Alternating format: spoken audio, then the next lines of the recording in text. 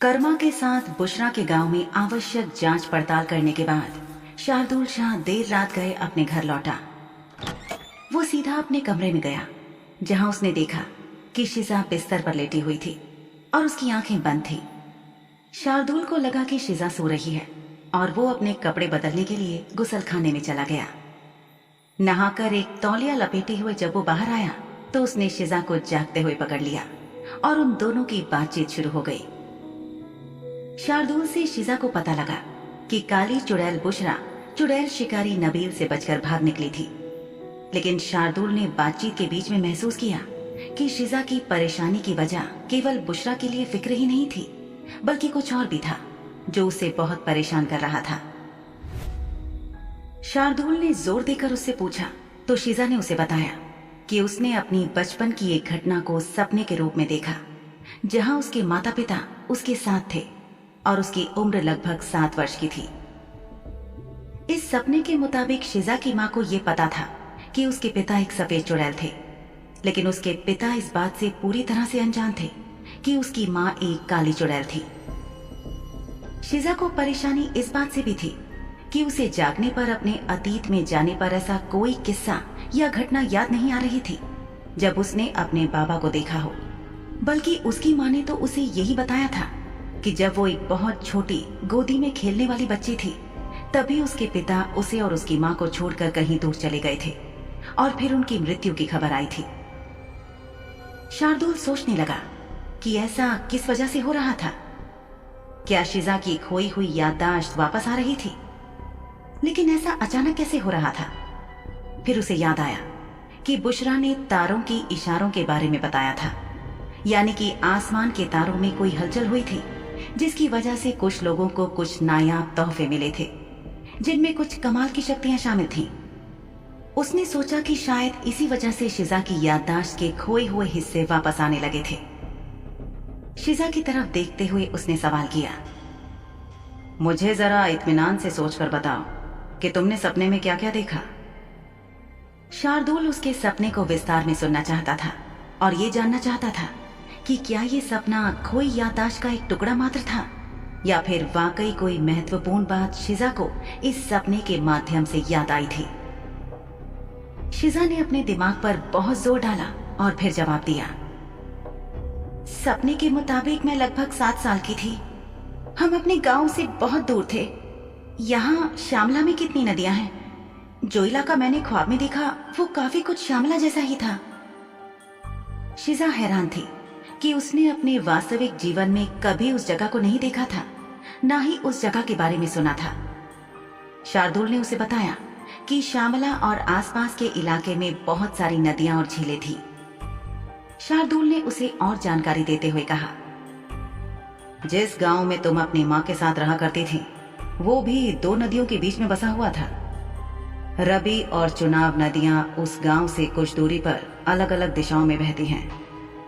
शिजा हैरान थी कि इतने सालों से उस इलाके में रहने के बावजूद भी उसे ना तो वो नदी याद आ रही थी और ना ही वो गुफानुमा घर जिसमें वो माँ और बाबा ख्वाब में एक साथ थे। वो अक्सर अपनी माँ के साथ जंगल में लकड़ियां बटोरने जाती थी।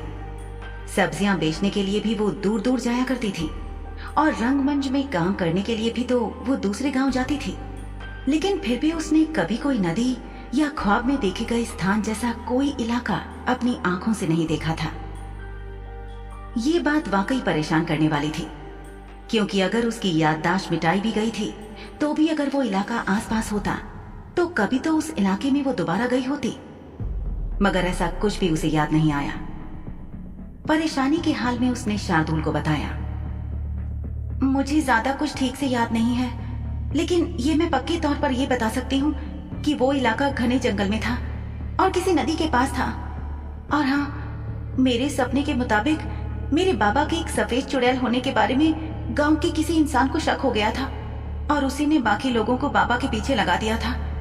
इसीलिए मेरे पिता अपनी जान बचाने के लिए छुपते फिर रहे थे, लेकिन उन्होंने मेरी माँ से कहा था कि हम दोनों बाबा से दूर किसी सुरक्षित जगह पर चले जाएं। उन्होंने ऐसा इसलिए कहा होगा क्योंकि तुम्हारे बाबा तुम्हारी माँ और तुम्हें सुरक्षित देखना चाहते थे। तो क्या सपने के मुताबिक तुम लोग बाबा को छोड़कर वहां से चले गए थे? मेरे ख्याल से हमने इस बारे में सोचा था, लेकिन मैं पक्के तौर पर कुछ नहीं कह सकती, क्योंकि जब इस बात का निर्णय होने जा रहा था तभी मेरा सपना टूट गया, क्योंकि दयाल भोजन के साथ दरवाजे पर आ गया था और दरवाजा खुलने की आवाज से मेरी नींद टूट गई थी।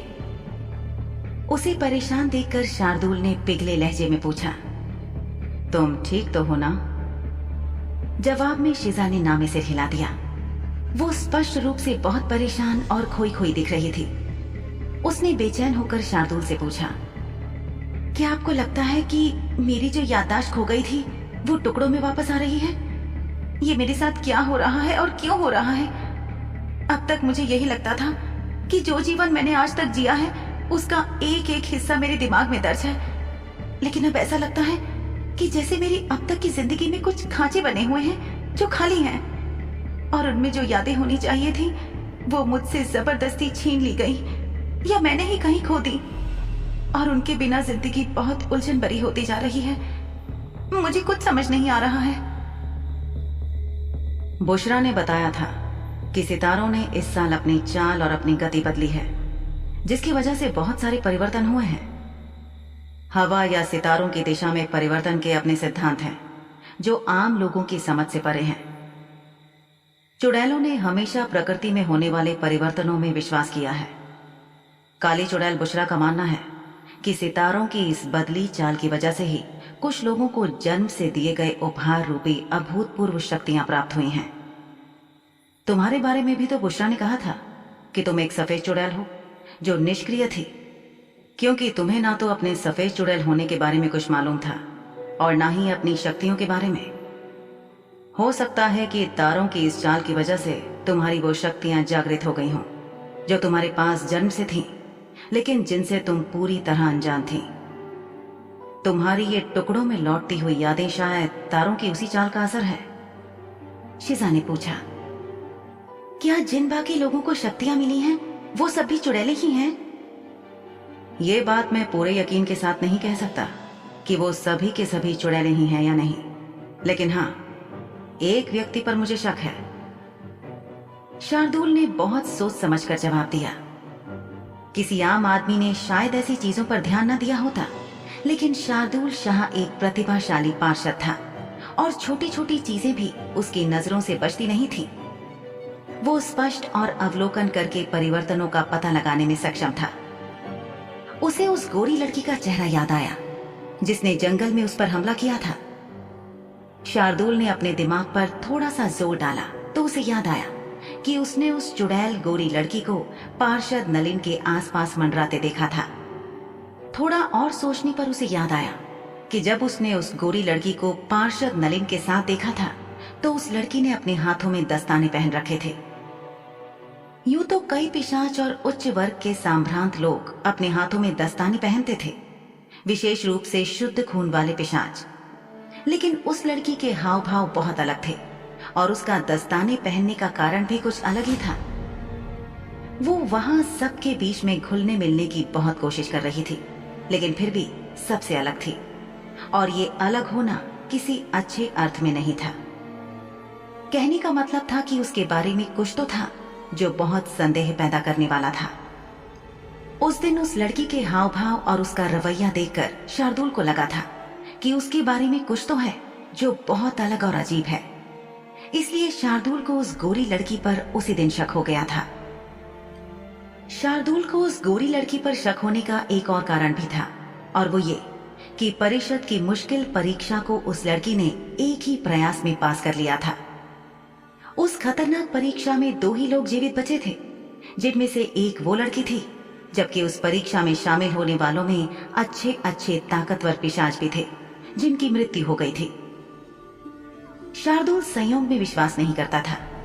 तब उसने सोचा था कि शायद ये उस लड़की की अच्छी किस्मत थी जिसने उसका साथ दिया और वो उस खतरनाक परीक्षा को पास करके जिंदा बच गई थी। उसके बाद एक बार और वो उससे मिला था जब वो परिषद की इमारत में रास्ता भटक कर खो गई थी। ये पिछले ही हफ्ते की बात है, जब उसे जहां जाना था उस जगह का रास्ता उसे नहीं मिल रहा था और वो उसे खोजने की कोशिश में गलत सलत गलियारों में भटक रही थी। शार्दुल का दिमाग बहुत तेजी से चल रहा था और वो सारे समीकरणों को मिलाकर एक नतीजे पर पहुंचने की कोशिश कर रहा था। उसे याद आया कि उसे कर्मा ने बताया था कि पार्षद नलिन इसी लड़की को उस गांव में लेकर गए थे जहां पर पिछले दिनों नरसंहार हुआ था और पूरे के पूरे गांव को एक काली चुड़ैल ने मार डाला था।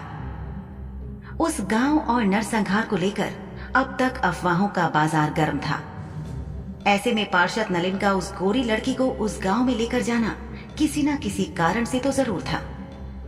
शार्दुल ये बात अच्छी तरह से जानता था कि पार्षद नलिन एक समझदार और चतुर व्यक्ति था जिसके पास खुद सिरमौर के महाराज जगत प्रकाश का आना जाना था। यही वजह थी कि शार्दुल का शक बढ़ता ही चला जा रहा था। अगर वो लड़की अपनी खूबसूरती की वजह से पार्षद नलिन की प्रेमिका थी तो दिमाग में ये सवाल आना जायज था कि कौन सा व्यक्ति अपनी प्रेमिका को नरसंहार जैसी खतरनाक और उदास जगह दिखाने के लिए लेकर जाता है। हाँ, अगर नरसंहार और हत्याओं के बारे में जानकारी या सुराग देने के लिए ये लड़की किसी काम की थी तो वो बात कुछ और थी। और यही संभावना थी जिसने शार्दुल के दिमाग में शक को और मजबूत कर दिया था। बहरहाल अपने ख्यालों से बाहर आते हुए शार्दुल ने शिजा की तरफ देखा और फिर उससे पूछा, अच्छा ये बताओ कि क्या तुमने खाना खाया? शिजा की नजर सामने दीवार की घड़ी पर पड़ी। रात का 1 बज रहा था। वो भली भांति जानती थी कि दयाल कभी भी खाने या पीने की कोई चीज अपनी मर्जी से नहीं लाता था, तो स्पष्ट था कि उसके मालिक शार्दुल शाह ने उसे निर्देश दिए थे। शिजा ने शार्दुल से कहा, जी दयाल कुछ देर पहले मेरे लिए खाना लाया था और मैंने खा लिया। खाना भिजवाने के लिए आपका बहुत बहुत शुक्रिया। ये जानकर कि शिजा भूखी नहीं है और उसने खाना खा लिया है, शार्दुल के चेहरे पर एक मुस्कान आ गई।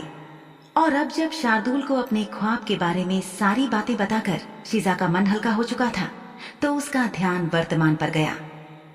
उसने महसूस किया कि शार्दुल जो अभी अभी नहाकर आया था उसने कोई बहुत ही मर्दाना इत्र लगाया था जिसकी खुशबू कमाल की थी। शिजा का दिल उस खुशबू को और सूंघने का किया और ना चाहते हुए भी वो बहुत धीमे धीमे हल्का सा आगे खिसक गई ताकि शार्दुल को एहसास ना हो और वो उस सुगंध को सूंघ भी सके। रात और गहराने लगी और शिजा और शार्दुल एक दूसरे के आसपास लेटे हुए अभी भी बातें कर रहे थे। शिजा की आंखें हल्की हल्की बंद हुई ही थी कि उसने शार्दुल को कहते सुना, मैं तुम्हें ये बताना तो भूल ही गया कि बुशरा के गांव में और भी कई काले चुड़ैल मिले हैं। मैं यकीन से नहीं कह सकता कि उतने ही चुड़ैल थे या अभी वहां और भी चुड़ैलें भी हैं। यह भी हो सकता है कि वो सब भाग गए हों या अभी भी वहां पर ही हों। और हाँ, उनमें से एक चुड़ैल जो खूबसूरत थी उसने मुझ में अपनी दिलचस्पी जताई थी। शिजा ने अपनी बड़ी बड़ी बादामी कत्थई भूरी आंखें खोलकर शार्दुल को देखा और पूछा, आपने दिलचस्पी? हाँ, सच में।